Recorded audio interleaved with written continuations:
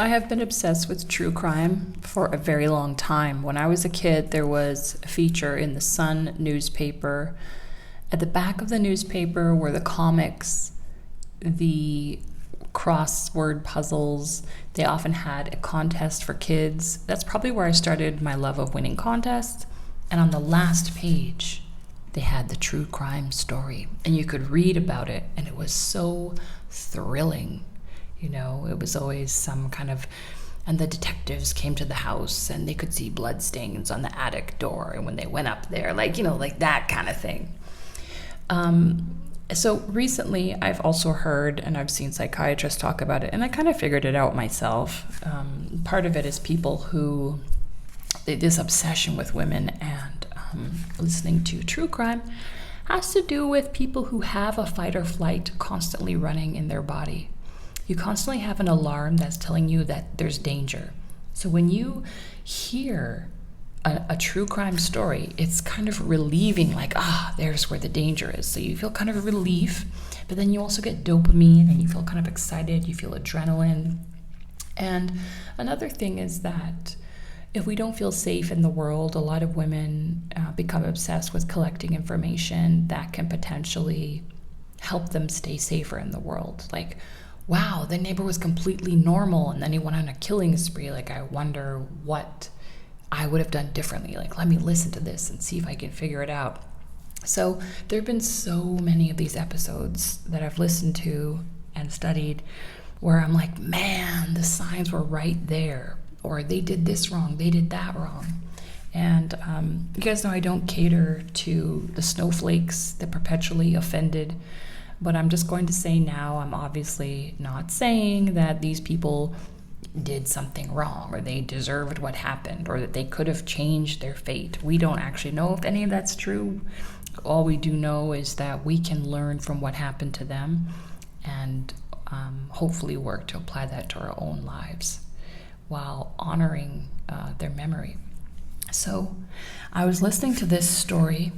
My absolute favorite true crime podcast is called Case File. The writing is superb. It's bone-chillingly good. The narration is wonderful. This narrator came a really long way. I remember when I first listened to it, I was like, he's got an accent. It can be difficult for me to listen to, but man, this guy really has his thing down, and I'm really they've done a good job with it. So this is the case I want to talk about. It is the case of Nadja Medley and Mike Bullinger. And I've got 3 points that stood out to me in this story that I want to talk about as far as safety relationships are concerned. So what ended up happening in this story is that this woman, she was down on her luck. She met this man who was making a lot of money. He was making, like 6-figure income. And he wanted to be with her, and she was struggling, making minimum wage. And at one point, when she realized how much he made, she kind of asked him if he could help her out, and he started to kind of be weird about it, and so they broke up. Actually, I have 3 points, but I guess that's another point. Dating a man where there's a big power dynamic difference, and he makes no effort to help you improve your life. He just wants to leech off you while he's just doing just fine. And he's fine to see you struggle while he's, sipping a margarita at the beach. That was probably the first thing this girl should have watched out for. And I hope anyone listening knows this about men. Beware these men. I was with a man like this in my late 20s, and he loved it. He was chit-chatting on the internet to this beautiful girl that he had met online, who lived in a homeless shelter. She lived in a homeless shelter. And this was a man with a trust fund and a mansion and a luxury car and everything else. Unfortunately, I was the one who stayed with him. And actually, I did benefit quite a bit from it. That's a video for another time. But in general, watch out for these men. Okay.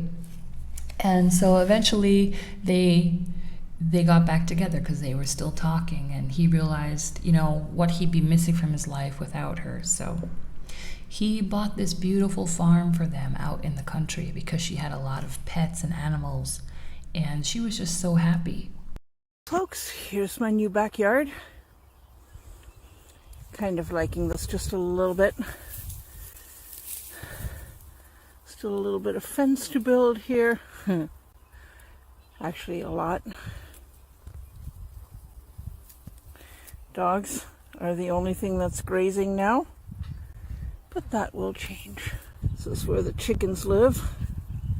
Can't even see the house because of all the trees. Yeah, baby. We're loving it. So they were living there. Meanwhile, he was always traveling on business. He had a completely other life in another part of Utah. And with this woman, he had a kid. And he was struggling in his relationship with this woman. And they had shared custody of their children. And one day, she basically got separated from him because he had started to hit her. And she saw this anger in his eyes that scared her. She was afraid he was going to kill her. So she divorced him. But she still let her children go see him. A visitation. And then one day her kid came back with bruises and said, "Dad hit me." So the first thing, I don't know if it's judicial or whatever it is, but if a man's abusing you or he seems to be narcissistic, same with parents. If your parents are narcissistic, keep your kids away from them at all costs. I'm saying breaking the law, keep them away, right? Because these people are unpredictable. So anyway, and this is something that she did that really got to me. What did she do? She called him. She called him and told him, "Don't hit the children." So what happened? She sent them back out there. He sat them down and told them, "What happens here stays here." Okay, so this is the second point, or this is the first point that I want to make. The first point that I want to make is the second you find yourself explaining basic decency to a man, you need to leave. Okay? If you need to tell a man, "Don't hit me," or "Don't hit my kids," or "Don't chat with your ex-girlfriend behind my back," or "Don't cheat on me," whatever basic decency, human decency that an average person would know, if you find yourself in a position to explain this to a man, don't say anything. That's your sign. Pick up your stuff and go. There's an epidemic of this. But basically, you're seeing a sign that this person doesn't have empathy, common sense. They don't have any respect for you. What is there to discuss? Nothing. All right.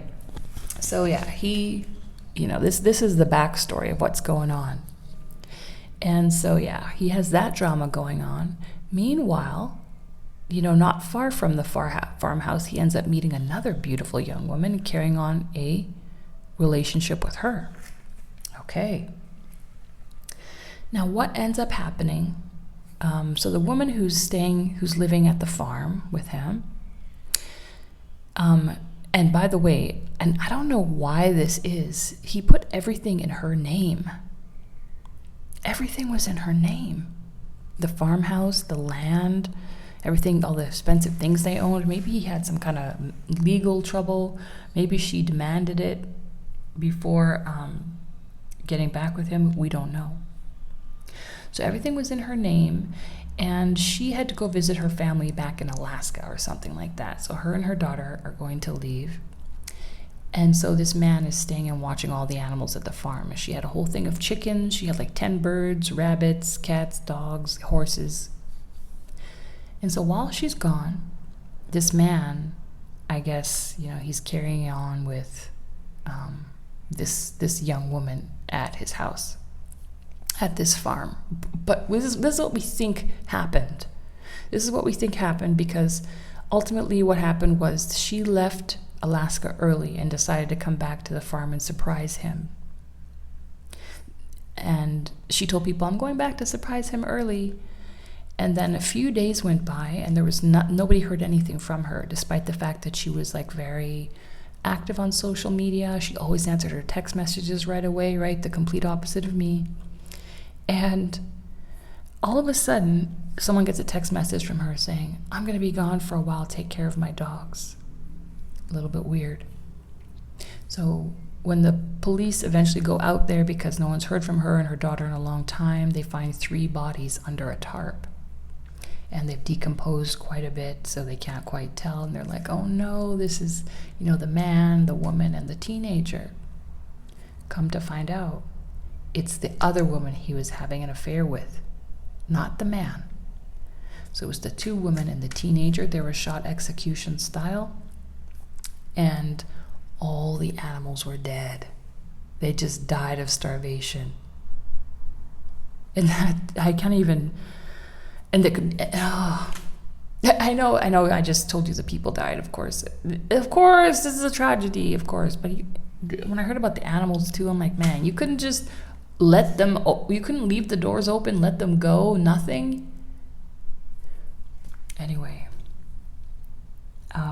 obviously I'm outraged that he killed the people, too. That's why I'm making this to begin with. So yeah, really terrible.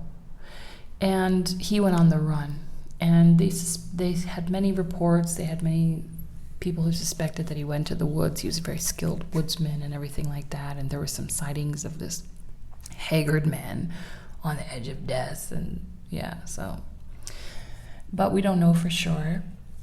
The thing that was speculated was that she came back. She came back early to the farm and found him there with the woman, and so they confronted him. And there was a big dramatic scene or whatever. And I don't know, I just heard this as conjecture, obviously, because nobody knows what happened, but they said that she could have said, well, I'm taking everything. You want to cheat, like all this is in my name or something. So we could see how a psychopath, a man, the wheels start spinning, and these people tend to think in absolutes and extremes, right? Kind of like Chris Watts. Oh, I have a wife and kids, I don't want them, okay, I guess I gotta kill them, right? So yeah, and that could be how they ended up dead. But this brings up my second point. If and I don't know what happened, but I feel like if she showed up there and saw the woman there, and they're both like, hey, who are you, and they figured it out, I wish they would have left together. I wish they would have left together, gotten away, and let the lawyers take the property from him and sell it and never go back there, You have to be aware of these dangerous men. I don't want to... Okay. I don't want to, character assassinate anyone. I'm not going to say specifics, but I am going to say that I was in a relationship where I saw this person's eyes turn black in front of me. This person had natural, light-colored eyes turn black when they were angry.